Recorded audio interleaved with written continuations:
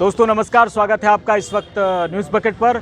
इस वक्त हम लोग कचहरी में मौजूद हैं। बनारस में अलग अलग तरह के लोग इस वक्त अपनी मांगों को लेकर प्रदर्शन कर रहे हैं। लगातार अभी भी एक ऐसा मसला आया है जहां टीआरबी के जवान 2018 से बकाया अपने भुगतान को लेकर अब मांग कर रहे हैं। उनके भुगतान नहीं हुए। चौराहों पर, सड़कों पर और फैंटम दस्ते में जब इनको ड्यूटी पर लगाई जाती है और चुनाव ड्यूटी भी इनसे जब लिया जाता है, उस दरमियान इनको वेतन नहीं दिया गया। इसको लेकर ये मांग कर रहे हैं। बनारस में प्रधानमंत्री के संसदीय क्षेत्र से ये एक बड़ा मसला है। अभी इनसे समझते हैं कि क्या हालात हैं इनको और किस तरह की इनकी मांगे हैं। ये बताएं कि आप लोग क्या मांग कर रहे हैं। सर, अभी तो हम लोग केवल अपना मानदेय भुगतान किए हैं, मांग किए हैं।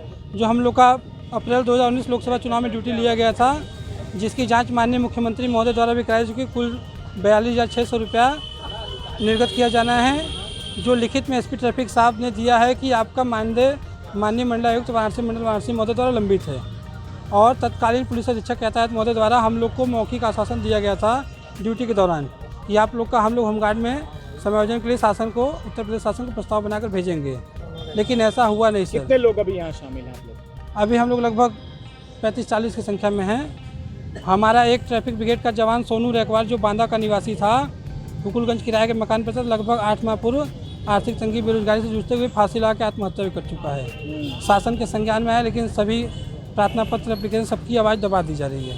अभी आखिरी बार आप लोगों ने शिकायत कहाँ की? अभी मैंने माननीय मंडलायुक्त वाराणसी मंडल वाराणसी महोदय को अपना पत्र सौंपा है। क्या कोई जवाब मिल रहा है इस तरह की, कब होगा वेतन? वो तो कह रहे हैं कि 1 सप्ताह के भीतर हो जाएगा, लेकिन पिछले 2.5 साल से हम लोग को यही आश्वासन दिया जा रहा है। पिछले 2.5 साल से ये बताया जा रहा है कि 1 सप्ताह, लेकिन वो 1 सप्ताह 1 महीना, लेकिन अभी तक कुछ हो नहीं रहा है इस पर कार्रवाई। आप लोग मतलब मध्यम परिवार से ताल्लुक रखते हैं, बहुत ज़्यादा हायर क्लास से हैं, क्या है स्थिति, क्या है आप लोगों के? हम लोग सर किसान के लड़के हैं। किसान के हम लोग किसान के लेकिन लड़के जब इस हैं। तरह के वेतन आप लोगों के रोक के जाते हैं तो उससे आप लोगों को परेशानी क्या हो रही है? परेशानी तो सर पिछली साल से, जब से लॉकडाउन है तो परेशानी है सर। हम लोग के साथ शुरू से अन्याय किया जा रहा है। शुरू से हम लोग को पहले तो 28 नवंबर सन 2015 में हमको यातायात मित्र के रूप में भर्ती कराया गया, बद्रीनारायण तिवारी ट्रैफिक एसपी के माध्यम से। हमसे 3 साल तक लगभग कड़ी मेहनत ली गई, चिलचिलाती धूप में चौराहों पर, बनारस के महानगर के हर चौराहों पर ली गई।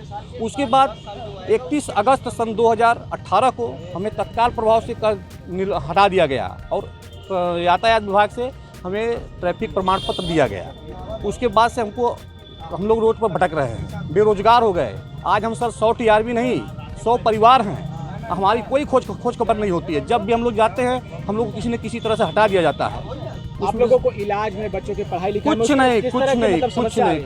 समस्याएं तो सर हैं, तभी तो हम लोग बेरोजगार होकर मर रहे हैं। उसमें एक सोनू रेकवार टीआरबी था, ट्रैफिक ब्रिगेड, वो इस आर्थिक तंगी से परेशान होकर के सर फांसी लगा के मर गया। ये सारी स्थितियां हैं सर। एक ट्रैफिक विभाग, ट्रैफिक विभाग जो है 100 यातायात मित्रों की भर्ती कराता है, जो कि वह सरकारी पद्धति है, सरकारी प्रशासन है। हमारे साथ अन्याय होता है।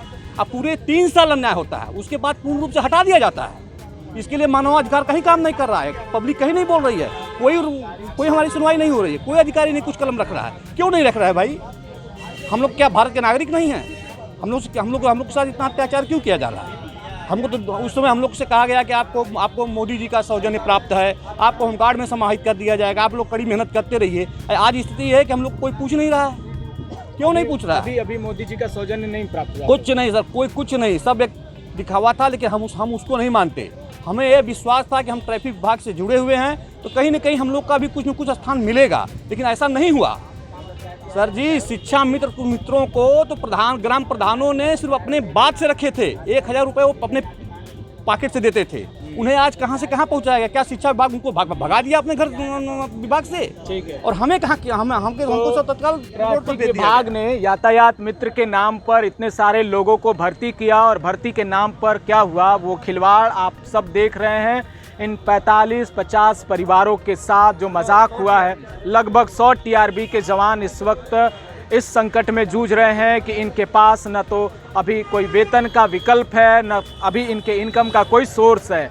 बताया गया कि प्रधानमंत्री का संरक्षण प्राप्त है, आप लोगों का भी भविष्य उज्जवल होगा, अच्छे दिन आएंगे। लेकिन उसके इंतजार में 7 साल गुजर गए, अभी तक इनके पास भी कोई ऐसा मौका नहीं आया है। प्रधानमंत्री के संसदीय क्षेत्र से इस बात की तस्दीक ये कर रहे हैं कि रोजगार के नाम पर जहां हजारों लाखों युवा फॉर्म भरते हैं, परीक्षाएं देते हैं और रोजगार उन्हें मिलता नहीं है, और ये बनी बनाई रोजगार इनकी छीनी जा रही है, इनको वेतन नहीं मिला है, इसलिए ये मांग कर रहे हैं। हमारी कोशिश यही रहती है कि लगातार इन सब के दर्द को दिखाया जाए। आगे और भी तमाम जानकारियों से हम आपको अवगत कराते रहेंगे। बने रहिएगा न्यूज बकेट के साथ, देखते रहिए न्यूज बकेट। बहुत बहुत शुक्रिया। पेश है न्यूज बकेट हिंदी मासिक पत्रिका। पढ़ें इस महीने की पूरी खबर विस्तार से हमारे न्यूज बकेट की मैगजीन में। हमारी ई मैगजीन को मुफ्त में पढ़ने के लिए अभी लॉग इन करें www.newsbucket.in पर। इसके अलावा रोज की ताज़ा खबरों के लिए हमारे YouTube चैनल को तुरंत सब्सक्राइब करें।